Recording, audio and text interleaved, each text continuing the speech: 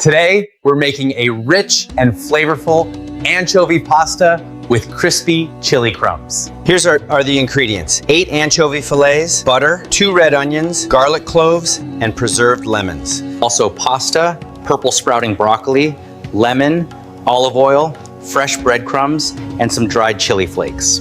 Here are the tools we use: a large frying pan, saucepan, and a colander. We'll also need a knife, chopping board, and a zester. And of course, we'll need a kettle to boil the water for the pasta.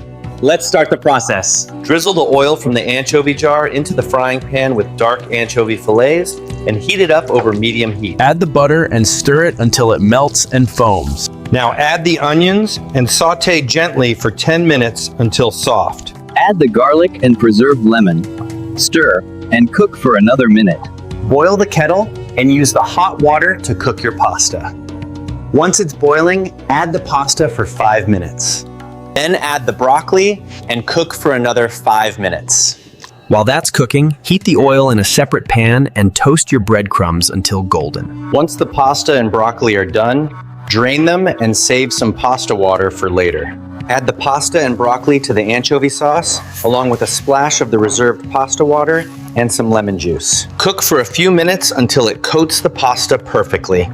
Top with the crispy chili crumbs, and you're done. Try this at home. It's a perfect dish for any occasion. Enjoy your meal, and I'll see you in the next episode.